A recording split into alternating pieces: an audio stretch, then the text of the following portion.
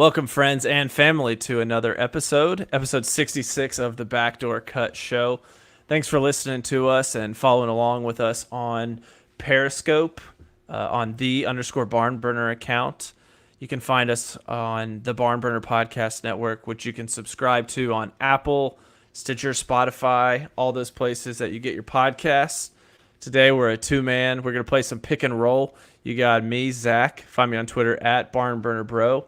And we also have Sam. You can find him on Twitter at the Barn Chief. Sam, what's up, dude?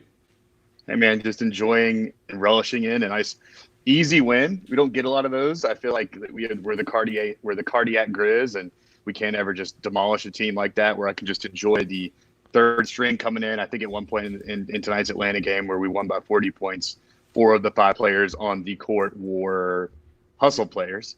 And then the fifth man was Anthony Tolliver, who we signed to a 10-day contract today. Hit a couple big threes too. Definitely want to talk Tolliver a little bit and maybe his potential fit going forward with this team, given that we have an extra roster spot. But first, I want to start with a segment that I'm inventing right now, and I'm calling it "Chop It Up with the Chief," in which I identify one thing that kind of annoys me, and we talk about it a little bit. You were part of this at the Lakers game that we both attended together. Yes. Yeah. I prefer just do this podcast by myself. I've got like 3 bits I want to try, and you're messing that up. So yes, the Lakers coming to town, and Memphis is replete with Lakers fans. Granted, I don't know what it's like in any other NBA city because I've never been to a Lakers game at another NBA arena, to be fair. But when these fans come to these games, they're loud. They wear LeBron jerseys, used to be Kobe jerseys.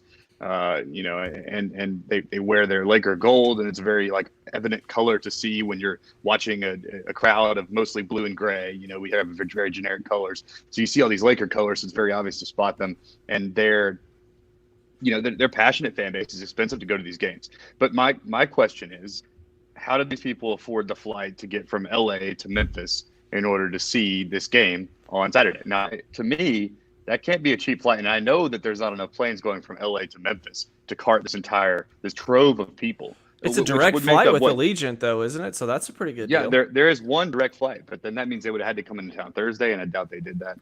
Maybe I'm wrong. Maybe that they've been flying in all weekend, and they got some great deals, and the Memphis commerce is thriving and surviving because of it. But what makeup percentage of the crowd do you think were Lakers fans at this game? I mean, like, you got to put a percentage to it. 65. You think the majority of fans in the audience were Lakers fans? I was going to say 50, yeah. But like, I think so. There was so much purple and gold. There was. I think 50% is a fair, not even like an exaggeration. And I think that's absurd when you think about that. Mm-hmm. That you have another team coming into your city where you have had an NBA team now for 20 years. Well, nearly 20 years. And you have these fans that kind of follow along with the superstars, or they follow along with whoever's winning at the time. But this isn't unusual. You see this in a lot of small markets. But it is frustrating. It's frustrating to be at these games and see that. And I don't know how the players would take it. I don't know if they would be annoyed by it or if they just kind of laugh at the idea that there's more Lakers fans than there are Grizzlies fans. But I can't imagine that it's a very positive thing to see if you're, like a 20-year-old. Like a 20-year-old, like young superstar for the Grizzlies. And then it's probably easy to imagine at that point why guys go to the Lakers, because then you have people in every city following you, buying your jersey, and you become more of a celebrity than you would ever be anywhere else. Yeah, you're at a home game in probably like 80% of the arenas, I would imagine. Right. Like, where are you not? The Celtics? The Heat? Maybe. Yeah. I feel like there's probably Toronto, a lot of Lakers fans in Miami.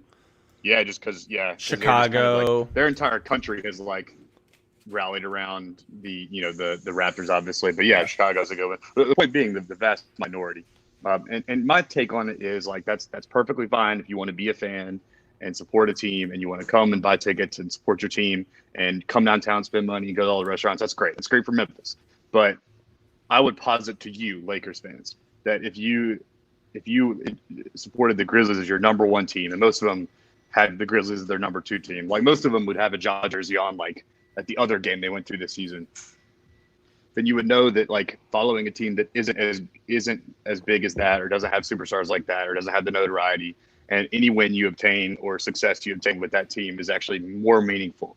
It's kind of the idea of like when you work for something, it doesn't come easily initially. It obviously means more when you achieve it. We've all been there, whether it be a grade in class or like some sort of athletic achievement, some sort of time in a race, or insert whatever, and it's always more meaningful when it takes a while to get there.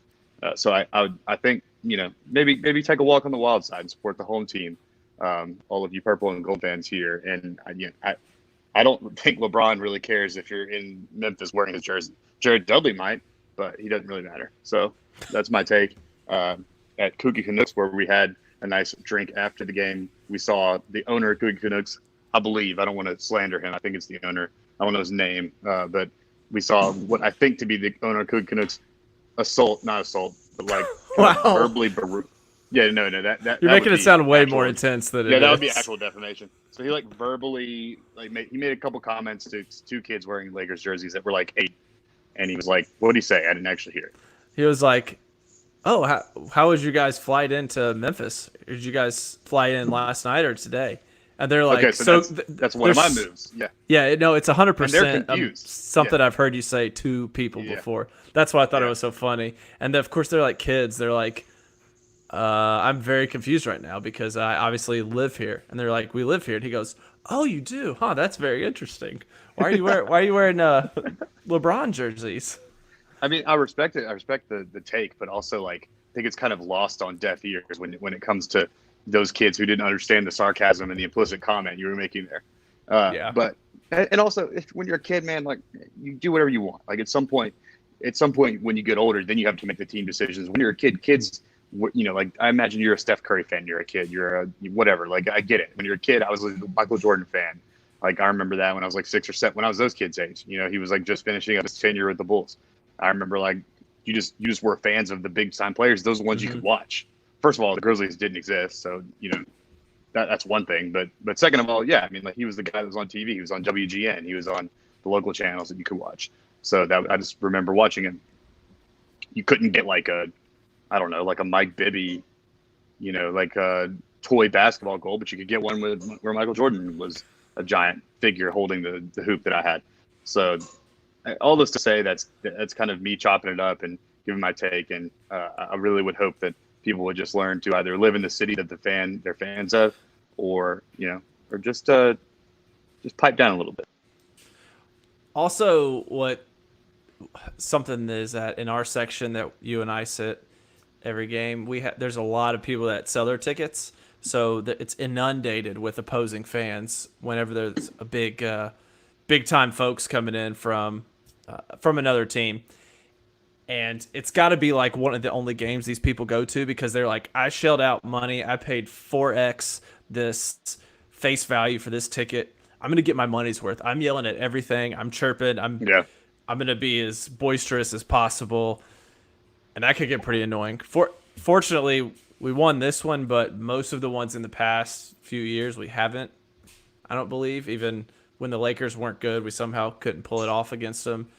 And it does suck to be sitting in your home stadium and hear all that chirping going on, and there's really nothing you can do about it. But this game was maybe a lot more fun. That's true. That's maybe the ultimate reason why I hate it more than the average person, because I've had to deal with, we go to so many of these games and I've had to deal with so many opposing fans sitting right by me. And when we haven't won those games, it does become a ridiculous annoyance, because you are listening to people around here being like, go on, Bron, go get him, Bron. And that one guy that was like, damn, he got fouled in his ball spot. That was pretty funny. The guy behind us is pretty good.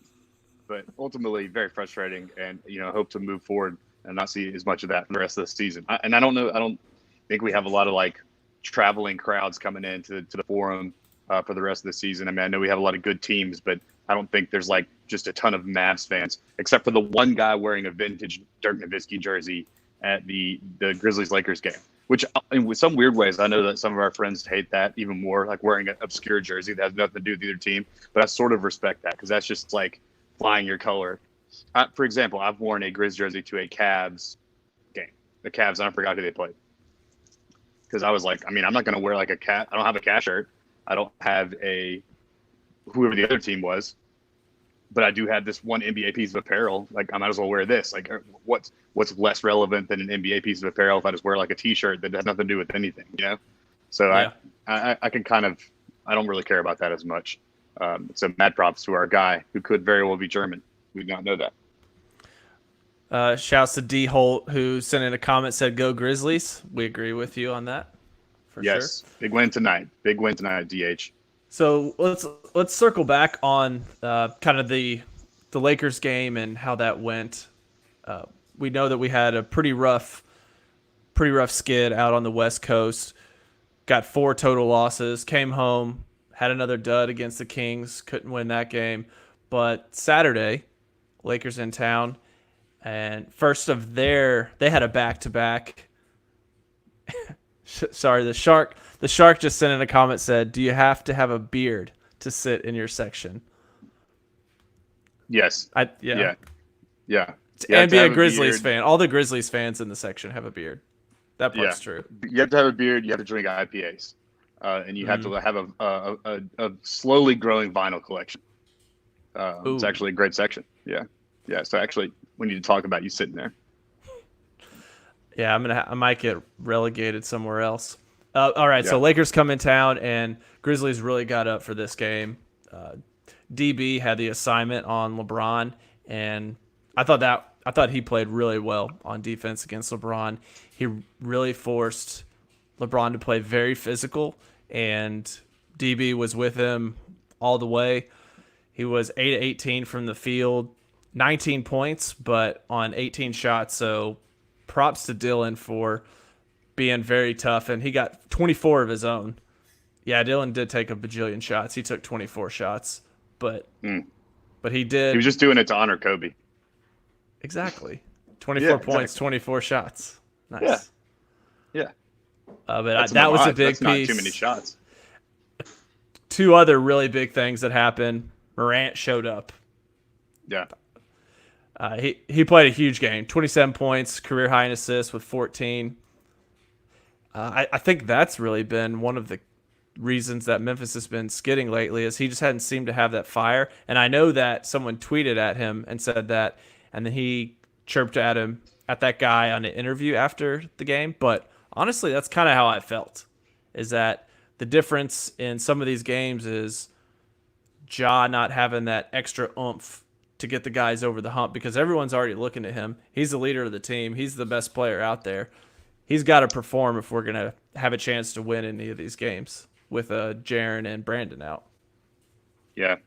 I think so the 2 things could be true. I think that he probably shouldn't overreact to, like 100 follower guys on Twitter tweeting at him, chirping about whatever. So I don't necessarily love him reacting to that, because he's going to encounter that for his whole career. Apparently he got tagged in it so much that he had to see it, like when you kind of ignore a few notifications, and we don't have a decimal place of what he's got follower wise, but eventually when you keep getting tagged in the same thing, then you'll notice it, because it's clear that he does check his non certified mentions or whatever, his non verified, because he replies to fans all the time. So he does check all of his mentions. So I guess he just saw it. And ultimately what happened was right. He probably kept getting tagged in it because a lot of people felt that way. He's really kind of, he wears the way he plays very evident based on how aggressive he's being going to the basket. I think he got pretty disappointed on some of the foul calls he was or wasn't getting. I think he feels like he's disrespected when he goes to the rim as hard as he does, and then, gets fouled. And, then you look at the other side of the court and Trae Young's getting that call, or Luka's getting that call, or someone he considers like a peer is getting that call.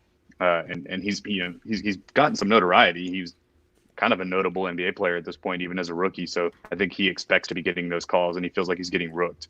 So that might have played into it. But regardless, our guy that tweeted him ended up doing what kind of yeoman's work really for us. Yeah. And so we appreciate that. But also, maybe don't worry too much about the haters and just play your game. 2, I think, it was really fucking up his chi because they were packing the paint, they being opposing defenses, because we don't have our shooters anymore. We have Jaren Jackson Jr., who's our best shooter and one of the best shooters in the league, even, has been out. And, we traded Jay and Solo, who we discussed ad nauseum. While they weren't great shooters per se, they had notoriety as shooters, so that it effectively functioned as the same thing where there was space for Ja to operate. Whereas now, like Kyle Anderson's on the wing, like no one's going to help off of him, or I'm sorry, everyone's going to help off of him, and the paint's become kind of like a fray down there. So he hasn't been able to do as much as he wanted. And anytime he's gotten in there and made the right pass, oftentimes those shots haven't been taken. Thankfully, since that one game where Kyle passed up a million open threes were the best shot, he has since then probably been taught to do by the team and Taylor Jenkins, and has actually pulled the trigger. Now he doesn't shoot it well, but he at least shoots it and then creates the opportunity for an offensive rebound. And at any rate, that's the best shot on the possession. So it is what it is. Yeah, and also Ja helped himself out. He led the team in 3-point shooting. He was 4-6 from beyond the arc, so he really gave himself opportunities to get to the rim. Even though, so Dylan was 3 of 11, no one else really made an impact from beyond the arc. But he did. He took the game into his own hands, hit the shots from outside to allow him, to give him the room to get into the paint. Mm. And now, why do you think? Before we can talk more Yeah. about the Lakers, why do you think the Kings are such an issue with this team? And I mean, this is a total overblown reaction to 2 games we played recently that were kind of must win. I mean, about as must win as a season like ours can go. Yeah. Games that you want to win. You're in a skid, and they are a for the long time we're in a huge losing streak, the Kings, and seem to be kind of coming out of it recently, but are objectively, I would say, the worst team, at least this season, between the Grizzlies and the Kings. So you kind of hope to get those. Why do you think they pose such an issue for this young Grizzlies team? So I think a couple reasons. The game that we played out there, that was the first game back from the All-Star break, if I'm not mistaken, and we were just not ready. We weren't prepared for that game. We let Harrison Barnes look like a all-time 3-point shooter against us. Oh, yeah. And also they have Bielitsa, who's one of the better 3-point shooters in the league, and big men who stretch the floor that much pose a big problem for our post players like Valanciunas. Now, Gorgie's more adept at coming out and guarding big men out on the perimeter, but Jonas just really struggles with that. So I think that and then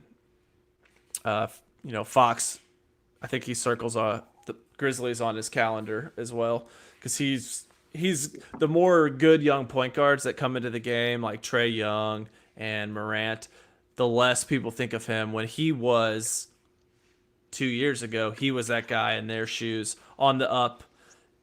Those guys are going to overtake him if he doesn't get back in people's vision, get back in the news, and for people to start talking about him. So that's in his best interest to show out against these younger guys and kind of teach them the ropes. Yeah, I think those are all good points, and hopefully, I think how many more games do we have against the Kings? I think at least 1, perhaps 2, for the remainder of the season. So, would hope that we could strike back a bit and not drop another game against them. And they're in fact now, because they're on a fairly decent not winning streak, but they've won a lot of recent games.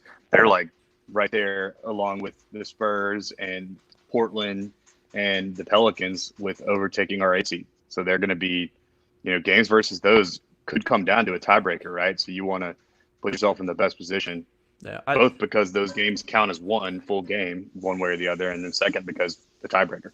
Yeah, it looks like we are done with them on our schedule, so that's probably a good thing. They're that is good. Like a kryptonite type team for us right now. Well, now I'm definitely hoping that they don't, we don't tie them at the end of the season. That would suck. Yeah, they've had our number this year, oddly enough. So did the Pelicans. Yeah. I think we split the Spurs. Now the Pelicans, I know we have 2 more. But we split the 2 games we played with the Spurs, I think, this season. And the Trailblazers, we weirdly have their number. Granted, I think we played them when they were a little bit hurt. I mean, we definitely played them where Dame went out, on his injury he's currently on. But I don't know about another time. So it's going to be a tough finish to the year. And I know we kind of got an idea of what we need to do for the remaining, 26 games or something, 25 games. Yeah, we'll get to that in a little bit in our Twitter corner section. Oh, excuse me. Yeah. So any other thoughts on the Lakers game? JV with a monster game, 22 points and 20 rebounds, really efficient, 10 of 15. I think there was one guy out there that we haven't mentioned yet who was pretty exciting to watch. Do you know who I'm thinking of?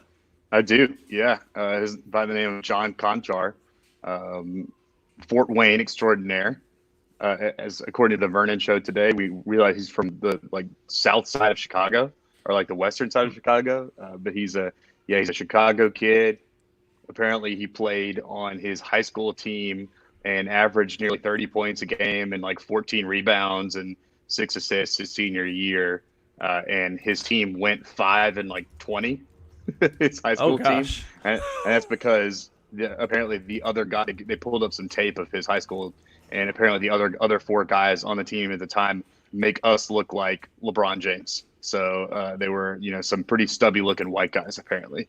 So I think Conchar had to do it all, and thus his record did not bode well against the competition there in the Chicago basketball elite. So tough high school beat for our guy. But this also leads me to the another important tenet that you could steal from me, anyone that's listening, and that is if you say something ridiculous during a sporting event at some point towards the beginning, if and when it happens, you seem like you're a fortune teller. You seem like you know the game better than anyone else. A classic example of this is when your team in football is on defense and you could really use some points. You say this on the opening drive of the opposing team. You say, man, we could really use a pick six here. And of course, everyone knows that. Any team could always use a pick six. And the likelihood of it happening is very minimal. But if it does, everyone will look back and be like, dude, you called it. But if it doesn't, they will never remember that you said that. I'm tying this all in. Let me bring it home. During the Lakers game, Conchar came in, and I don't know if he hit a shot or he got a tough rebound. He's just playing a little friskier than usual. And I turned to you, Zach, as we sit next to each other at these games, and I said, "Wow, looks like maybe the John Conchar game we've been waiting on." Of course, having seen him play terribly basically every single minute he's played for us this year, and having nothing to base that on at all that he was going to have a good game. And then what did we see? We saw Conchar diving on the floor for loose balls. Just has a real nose for the ball. Also, when the ball comes off the rim, just a great rebounder for his size.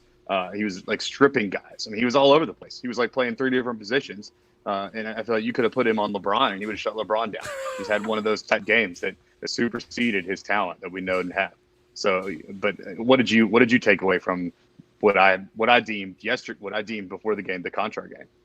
I thought he did a little bit of everything. He only played 12 minutes, but he was probably a plus. Give me his plus minus.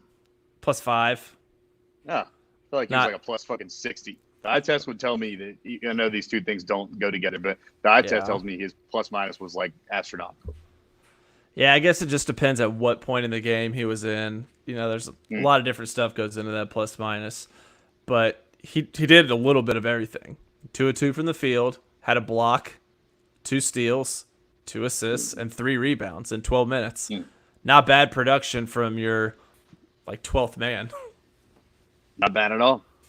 Exactly what you want. And we had a Lakers team that was on, playing 3 games in 4 nights, I believe, and we're about to go to play Zion and the Pelicans down there in New Orleans the next night. So on a big ESPN telecasted game. So we had a kind of a Lakers team that probably didn't care as much, and you could tell both in their body language and how hard they played. AD barely played. LeBron played a surprising amount. But the point is, yes, while that might not have been like a tough Lakers team out for blood, I do think that was a situation where we took advantage of a team that was taking a night off, that has enough talent to beat anybody, even on night off. That's a classic game that you could still very easily lose just because the sheer talent on that team is insane. So it was good to get that win. I think, as we saw in the Atlanta game tonight, potentially kind of a turning point for the rest of the season, and we might get some confidence back in these guys as long as they can keep playing pretty well until we get Jaren and Justice Winslow back. I think we'll consider that a huge win, really. Yep. So to wrap it up on that, Grizzlies won 105-88, so won pretty comfortably. It felt good because you don't always get to experience really any game. The hammer nail coffin, I feel like, keeps coming later and later and later, but this one felt within control, towards the fourth quarter. So that was enjoyable. Just kind of sit back and watch, get to see some of these young guys in there, like Conchar, Watanabe, get to see them get some run and get some more eyes on them and opinions on them. And Pete and Brevin were saying that we've apparently become a fantastic third quarter team. Whereas, like, I don't know if you remember, but towards the beginning of the season, that was like a notably bad quarter for us, like laughably bad. But now it's like we're apparently a second half team since we came back from the All-Star break. We've played great second half basketball, so that's encouraging too, and something that we've seen in the last two games, especially, is that we've seen the other team kind of cut the lead that we've built, and be within striking distance at the half and kind of feel a little deflated, but then we've come out and really punched them in the mouth. So that's really good to see and kind of different for a young team. Usually that's not what you see from young teams. They're not as composed or whatever. So that's been good and something that Pete and Brevin have noticed and pointed out. So that's good to see. So I think we're, 2-5 now since the All-Star break? Yes. I think that's right. So we're recording this on Monday night. The Grizzlies just finished up in Atlanta, mollywopped the Hawks 127-88, and it's kind of a goofy game. It was like, I don't know. It started off really slow. Both teams were shooting terribly from the field. It ended up being my biggest takeaway from this game is that Josh Jackson really wants to throw alley-oops to Conchar. He threw at least 4 of them. I don't know if any of them connected, but he kept throwing it to him. Yeah, I mean, Josh Jackson, without a doubt, plays really hard. He's almost always on the break, either receiving the pass or leading the break. So it is it is something we see a lot, is him either making a great decision in the break or something that usually results in a turnover. We've seen him miss a dunk this game, but then he had a couple big threes. You kind of take it both ways with Josh Jackson. I can see why he'd be a frustrating player, to have drafted at 4, right? Like, and then kind of want him to be a franchise piece wing, and then him frustrate you with his inconsistent play, but he does always play hard. So I'm down for that. And Anthony Tolliver signed a 10-day contract. The longtime Minnesota Timberwolves, so actually played with Tyus and Gorgie Dang, a little bit of a journeyman as of late. No longer in the league this season. Signs a 10-day, 34 years old. One of the first stretch power fours in the league. I remember like he kind of was one of the first guys to just basically always stand in the perimeter. Great shooter, and we saw that tonight. We saw a guy that like plays the Jenkins style of basketball. He plays out. He's always looking for the pass on the guard drive to the outlet pass, and he's ready to shoot that shit. And that's exactly what Jenkins wants in a player. So could you see Tolliver becoming a permanent piece for this team going forward? The reason he was signed as in 10 days is because Brandon Clark and Jaren Jackson are injured, and so we need more depth in the front court. But we do have roster spots. We waived Deion Waiters, and we also waived Jordan Bell to create the spot for what became Anthony Tolliver. So now we've got 1 spot still.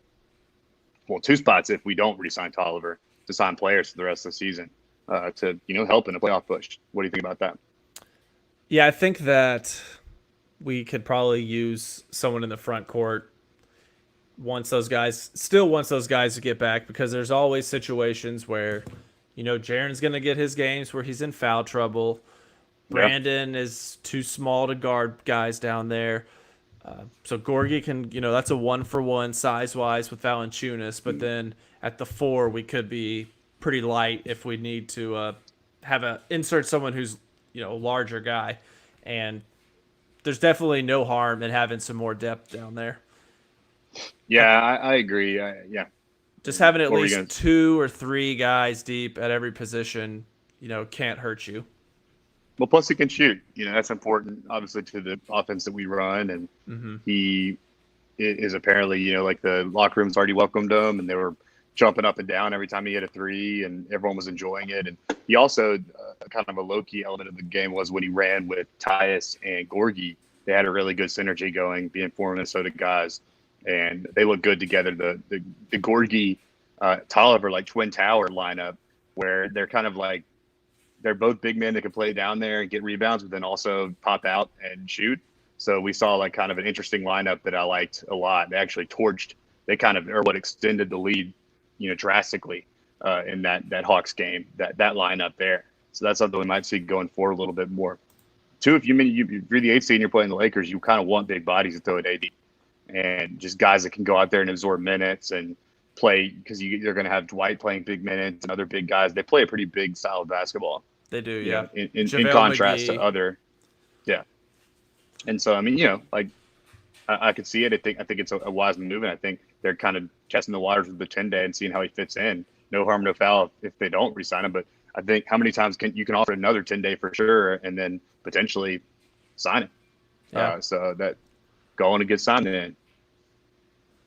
Because just kind of looking, that still feels like the weakest spot on the roster is the front court.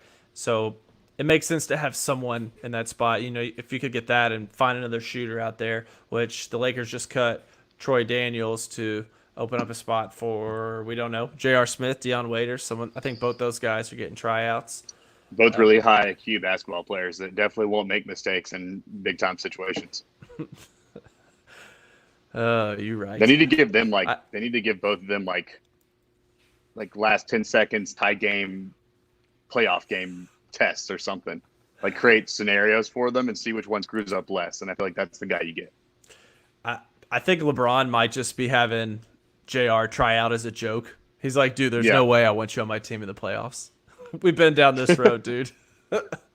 Apparently they're, I mean, but I have no idea. I mean, I've heard like on just podcasts and talk about how they're still like friends. That, you know, I mean, obviously that was an incredibly frustrating moment for LeBron. We're talking about game one of the Cavs Warriors, where LeBron had like maybe the best playoff game of all time, and still came up short when J.R. Smith didn't read the shot clock or didn't understand how much time was left on the clock and caused a turnover, I believe, or didn't get a shot off before the end of regulation. So. Yeah, I don't know. The Lakers, everything that they do is an overblown story. If they signed Anthony Tolliver, like he would have been maybe the most, you know, that somehow he would have been crafted to be one of the most sought after, you know, like unsigned guys that like what the Lakers are so smart for picking out this diamond in the rough and all this. Like we literally waived Deion Waiters. Like we didn't want him to come play for us, and they're writing stories about him, like potentially joining the Lakers. It's like, come on. Of course, we did the same thing to Dwight Howard, and he gets tons of minutes for him. So, yeah, I mean, the Deion Waiters was obviously not a talent thing, you know, like not solely a talent thing. It was a don't come give our young guys edibles thing. Yeah, there's no room for error there. Yeah. We already have a couple of them out. We can't afford to have any of them out, any more of them out. No, I can't have one of them having like freak out on the plane to the next stop. And yeah, I need Ja like to be young father. His dad travels with the team though. His dad I saw was sitting baseline. His dad has like a Nike hat, I think, to match every pair of pants that he has. Mad respect to Team Rant's clothing game. But I don't know I assume he flies with the team because I doubt Ja would be flying him on his own dime just to go to the games. But apparently Ja, having been born in Augusta, Georgia, has a lot of family in the area. In fact, this Hawks game, he had a ton of people in the crowd from similar to the Hornets game because it's equidistant driving to where from the area of South Carolina and everything where all of his family lives. So I think it was a big Morant family game. So that could have been why his dad was there as well. Oh, that's cool. Yeah. All right. Also, you know, Gorgie had a big game. He had 10 rebounds. The plus minus in this game was just kind of outrageous from the bench. But yeah, some of the starters kind of seem to drag a little bit there from time to time, especially at the beginning. But I really got to give credit to Josh Jackson. He kind of got everyone going, hit a couple of big threes there in the first quarter, showed a lot of hustle, and just kind of caused some chaos to help the Grizzlies in that first quarter squeak out. They beat the Hawks by 1 in the first quarter, and then from that point on, just really didn't look back. They won all 4 quarters. But that was a good, you know, I felt like it was a pretty good Josh game. Very polarizing player between goofy plays and missed dunks, but you can't deny the guy's hustle, and he's out there playing. And that's really important for games like these where you just got up for one of the best teams in the league, and now you got to go on the road to play one of the not best teams in the league. Could easily be a game that the Grizzlies lose, and you just can't afford those. So really, really proud of the guys for coming out, and you know they didn't have it from the start, but figuring out along the way, putting the pieces together. Yeah, another game where defense kept us in it and eventually once the shots started falling, we were within place to take a big lead because we played such good defense up to that point. So we've seen this team take on a lot of different personalities and strengths this whole season, and that's been very interesting to watch them go from like Warriors 72 win to last year's Bucks level offensive efficiency to like put the clamps on you. And I don't even know if there's a comparable defensive team. There's really no team plays like. Who is the number one defense in the league right now? I have no idea. Maybe the 76ers. But yeah, the point being is that like you get my point. Like they're taking on different identities. So why don't you take us through kind of going forward, like what you anticipate happening? All right, so we'll move to the Twitter corner portion of the program. So Hardwood Paroxysm, Matt Moore of the Action Network tweeted earlier today, said, an illustration of Memphis's situation. He always writes pretty fondly of Memphis. He's always talking about us, so I appreciate that. It's good when someone in national media, guys like Zach Lowe, he's always got Memphis on his radar. He says, Pels and Kings have 22 games remaining. Hypothetically, let's say that the better of those two teams goes 13-9 to close, which is optimistic for both those teams because they're both under 500. Our magic number, meaning the number of games that we have to win to guarantee a spot in the playoffs, is 20, now 19, which is pretty much the rest of the way out. Yeah. So yeah, we go. How many games are left even? Assuming that the magic number is 20 and those other teams lose 9 of the 22 that they have remaining, math tells us that we need 11 wins from the schedule that we have remaining. So we've got Brooklyn and Dallas on the road. Then we come home to Atlanta, Orlando. Okay, so I feel pretty good about at least 3 of those games.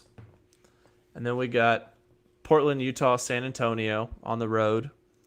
Home versus Oklahoma City, at Milwaukee. Yikes. Then we have Pelicans here, and then at Pelicans on a Saturday and Tuesday. I feel like last time we played them, it was in the same week also. I think it was Monday, Saturday, or Monday, Friday, something like that. Then we got Boston at home, Toronto at home, at Toronto. Knicks, Mavs, Blazers, Nuggets, OKC, Philly, and Houston. So man, what a tough. That is a tough schedule. I know everyone's talked about that. Oh yeah, believes toughest schedule, but man, that's fucking sucks. 1, 2. Yeah, most of these teams are in the hunt, playoff teams. All right, so which of those teams are? So we need 10 more wins. Is that right? Is because the Atlanta counts as one. Yeah, that's so which of those teams guesstimate are under 500? How many of those teams are under 500 that we play? Off the top of my head, I know, let's see, Atlanta, Brooklyn, New York. That's probably it. Magic. 4. And Magic, yeah. Everyone else is. So you play the best team in the NBA, and yeah, it's tough. So that and you can't even assume you're going to beat the under 500 teams. Those are just easier games. Yeah. So even if you go 100%, beat all of them, you still need 6 more wins against playoff teams. Yeah. And Mason pointed out the Pelicans are under 500 too. That's correct. They sure aren't playing like an under 500 team, but no, they aren't. They're now. Kind of like the fool's gold, really. And what's something we've talked about too is how ridiculous it was that they were so bad. They were missing Zion, but they had an all-star in Brandon Ingram. They have a former all-star and just all-around great player in Drew Holiday, who'd be an all-star in the East he's essentially like the Western, Kyle Lowry, if not even more talented, really. And the rosters are just better. I mean, you got multiple 3rd, 4th year players that are talented. The Lonzo Balls, the Josh Harts, like all the spoils from the Anthony Davis trade, and a team with JJ Redick too, some vets. So it's like honestly, they had no business being as bad as they were just because they were missing Zion, and so they shouldn't have been this far behind. But yes, I think since Zion's been back, they're probably above 500. I'd have to guess. Yeah. Um, And so yeah, I if mean, looking tough. at this tough schedule with the guys fighting to get in the playoffs, most of these teams, a lot of teams are doing load management. The teams that I'm looking at do not really go by that philosophy. So the only ones that I could really see doing that are down the stretch. Philly, you're probably going to only play Simmons or Embiid. One of those guys is probably going to be sitting next to last game of the year. And then the Rockets are the very last game. If seeding's all wrapped up by then, they're probably going to Yeah, sit. They probably won't play Harden. So you could have a chance and to, Westbrook. Yeah, I mean, yeah, to beat a really good team due to that. But you still all right, take got me through. I want to go through these one at a time. I want to give you my guess on whether we win. So give me the games. at Brooklyn, I think we win that. I think at, we're playing well right now. at Dallas, That we lose that. Atlanta at home, Win. Orlando at home. Win. Ooh, he didn't sound super confident. At Portland, Loss. at Utah, Loss. at Spurs. That's a good question. I think we beat the Spurs. They haven't been as good this year, and we just kind of I don't know. I feel a little more confident against them this season. They're also one of these. They're also one of the teams that are vying for this 8th seed, and so are the Blazers. That's a tough place to win in there in Portland. Yeah, it really depends on their health, I think. And I'm keeping At track of this as well. So OKC at home, man, loss, at Bucks, loss, Pels at home, win, at New Orleans, loss, Boston home, loss, Toronto home, win. at Mark's Toronto. homecoming, by the way. Loss. Yeah. Little nugget, Barnburner Slim sent us.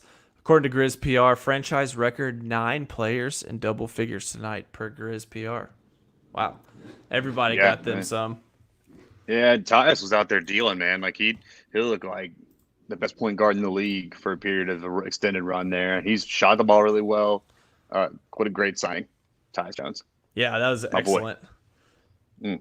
New York at home, Win, Dallas home, win. at Portland. Ooh, both those are at Portland. Both those on the road. I'm gonna say we split those. So give me a win.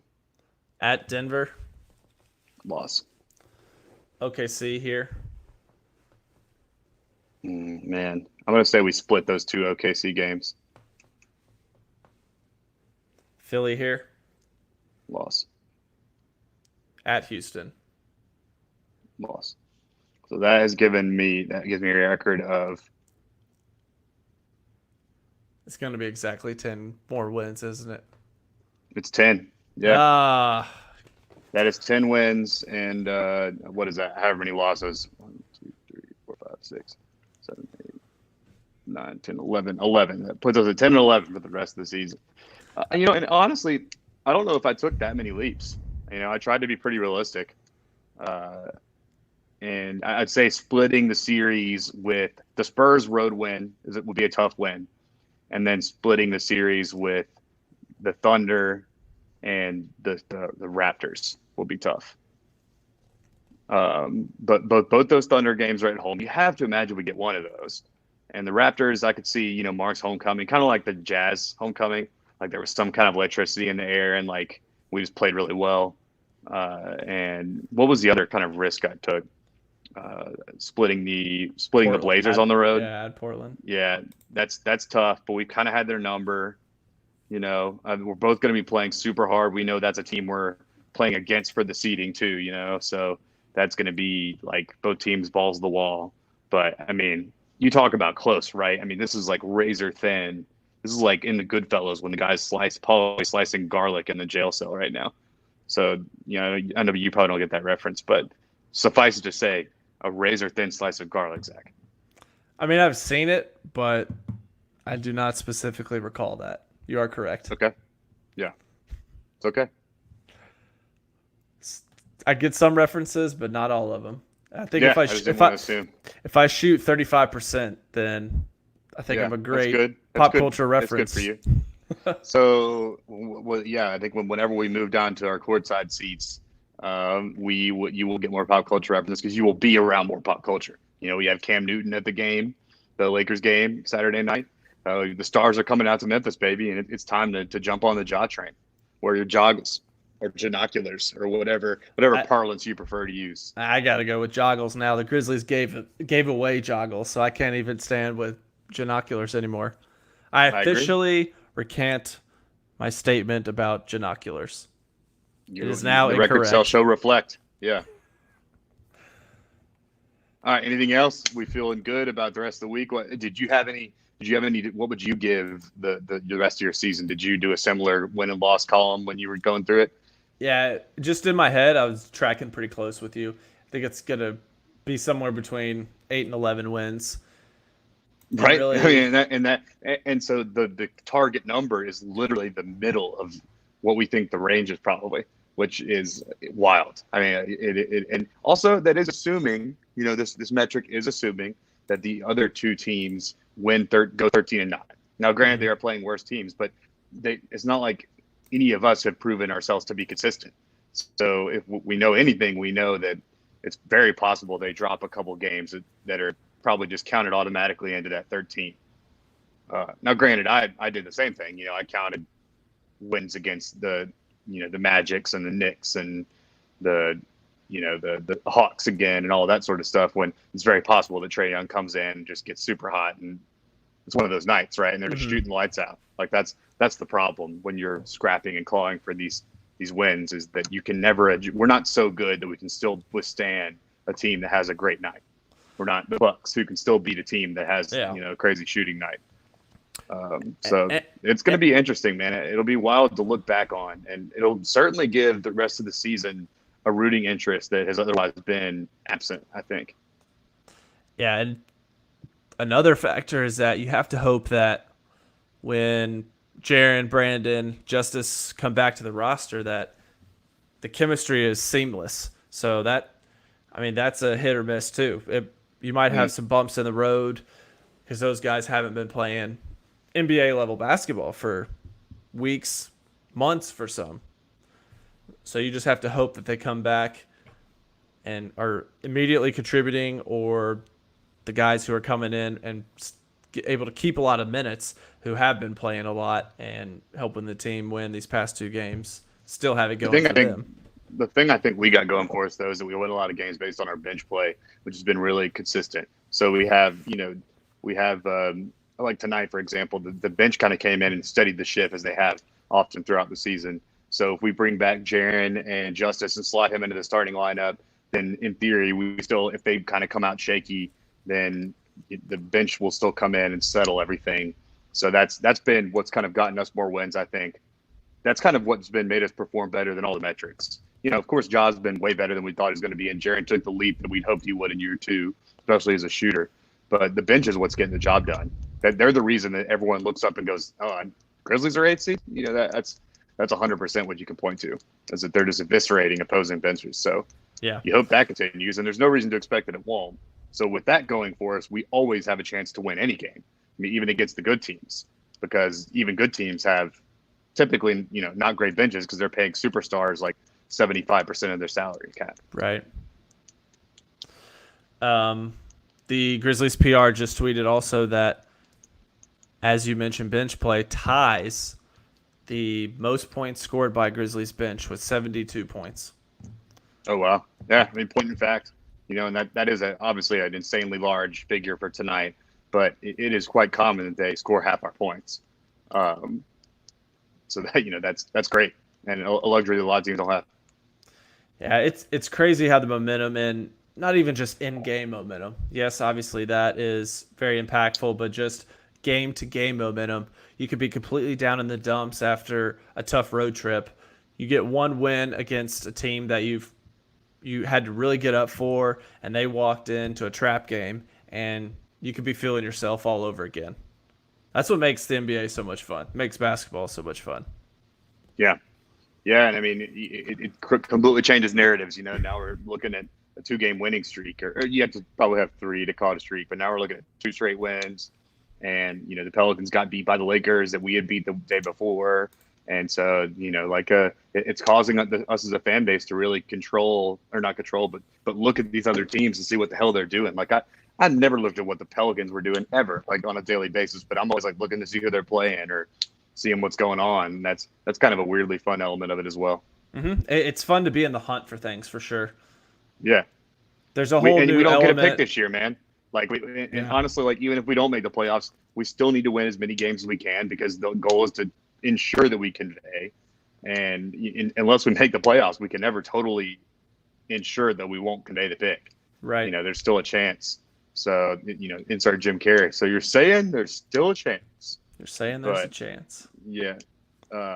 So you gotta make sure that you're still winning games, and that's really if we think about it, kind of the ultimate goal of the season is to develop our young guys and then make trades to get guys like Justice, and get rid of this pick. So the playoffs were just gravy.